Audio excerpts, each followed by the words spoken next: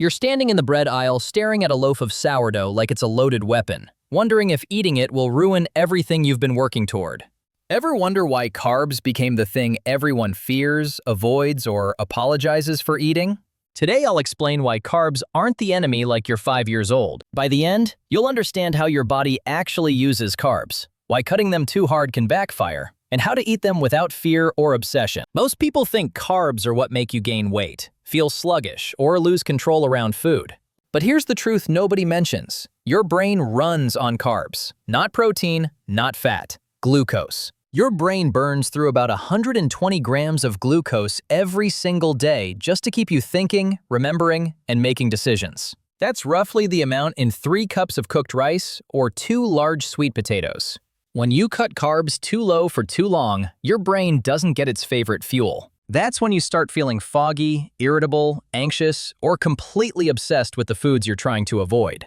Your body isn't broken. It's just asking for what it needs. Now imagine carbs as the gas in your car. You wouldn't say gas is bad just because some cars waste it or burn it inefficiently. The problem isn't the gas. It's how the car uses it. Your body works the same way. When you eat carbs with fiber, protein, or fat, your body absorbs them slowly and steadily. Your blood sugar stays calm. Your energy stays even. But when you eat carbs alone, especially the processed kind with no fiber, your body absorbs them fast. Blood sugar spikes, insulin rushes in, then everything crashes. You feel hungry again an hour later. That roller coaster isn't because carbs are evil, it's because context matters. Here's where it gets interesting. Carbs aren't one thing. There's a massive difference between a bowl of steel-cut oats with almond butter and a gas station muffin made with white flour and corn syrup. One has fiber that slows digestion, one has protein that keeps you full. The other is just fast-burning sugar with nothing to slow it down.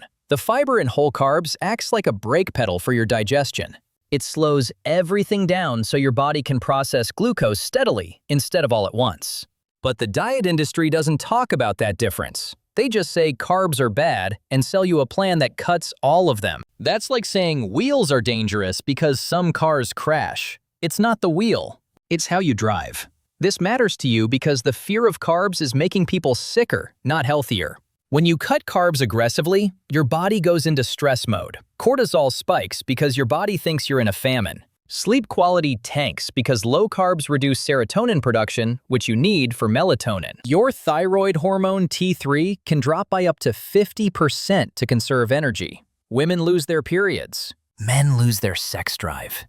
And everyone becomes obsessed with food because your brain is literally starving for glucose. You might lose weight at first, but you're also losing muscle, bone density, and mental clarity. That's not health, that's survival mode. So why did carbs become the villain? Because in the 1990s, low-fat diets failed. People ate fat-free cookies and pasta with no protein and gained weight anyway. Then the pendulum swung hard the other way. Low-carb diets became the new miracle. Atkins, keto, paleo, carnivore. All of them promised fast weight loss by cutting carbs. And they worked, for a while. But most people couldn't stick with them. They felt deprived. They missed bread, fruit, and pasta. They'd lose weight, then gain it all back the second they ate a banana. That's not because they failed. It's because the plan was unsustainable from the start. Here's what you need to understand. Cultures around the world have eaten carbs for thousands of years.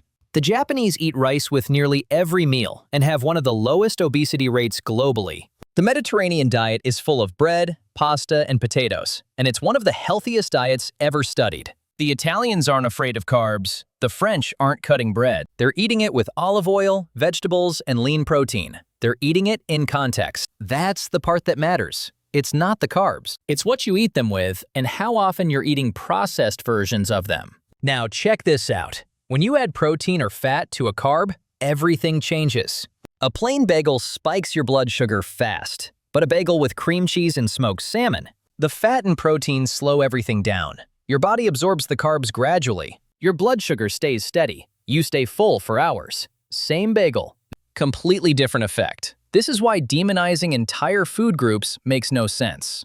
It's not about good foods and bad foods. It's about combinations and portions. Here's the part nobody tells you. Cutting carbs too low can actually make you hungrier. When you don't eat enough carbs, your body can't produce enough serotonin, the brain chemical that helps you feel calm and satisfied.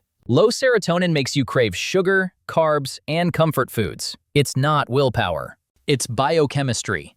Your brain is trying to fix a deficiency you created by restricting the very thing it needs. This is why so many people feel out of control around carbs after cutting them out. You're not addicted. You're depleted. Your body is sending urgent signals to restore balance, and those signals feel like uncontrollable cravings. So, what does eating carbs smartly actually look like? It means choosing carbs that come with fiber most of the time. Oats, quinoa, sweet potatoes, lentils, whole fruit, sourdough. These foods slow digestion and keep you stable. It means pairing carbs with protein or fat so your body doesn't absorb them all at once. A piece of toast with avocado and eggs, rice with grilled chicken and broccoli, an apple with almond butter. It means not skipping carbs at breakfast and then binging on them at night because you're depleted. And it means letting go of the idea that eating carbs is cheating or failing. Your body is designed to run on them. But here's the honest part. Some carbs are engineered to be overeaten. Ultraprocessed snacks with added sugar, seed oils, and zero fiber are designed to hit your brain's reward center hard and fast. They're not filling. They don't satisfy you. They're built to make you want more. Food scientists call this the bliss point, the exact combination that maximizes cravings. That's not your fault. That's food science. So yes, it makes sense to eat less of those. Not because carbs are bad, but because those specific products aren't built to nourish you. They're built to sell. This affects your life because food fear is exhausting. When you're afraid of carbs, you can't enjoy a meal without guilt. You can't go to a restaurant without scanning the menu for hidden sugars. You can't eat a slice of birthday cake without spiraling. That's not freedom, that's a prison. And it's built on a lie. The lie that carbs are the reason you feel out of control. The truth is, restriction creates obsession. The more you avoid something, the more power it has over you. So here's the shift. Stop asking, are carbs bad? Start asking, how can I eat carbs in a way that makes me feel good? That might mean eating oatmeal with protein powder for breakfast instead of cereal. It might mean adding veggies and chicken to your pasta instead of eating it plain. It might mean having a cookie without guilt, because one cookie in the context of a balanced day doesn't ruin anything. Your body doesn't work in extremes. It works in patterns. To recap, your brain runs on glucose and needs about 120 grams a day. Carbs aren't one thing. Whole carbs with fiber behave completely differently than processed carbs without it. Eating carbs with protein or fat keeps your blood sugar stable and your energy steady. Cutting carbs too low increases cortisol, tanks your thyroid, and makes you obsessed with the foods you're avoiding. Cultures that eat carbs daily are some of the healthiest on Earth. The problem was never carbs. It was eating them alone, eating too many processed versions, and fearing them so much that you swing between restriction and binging. So here's the real question. Does avoiding carbs make you feel more in control, or does it just make you think about food all day long?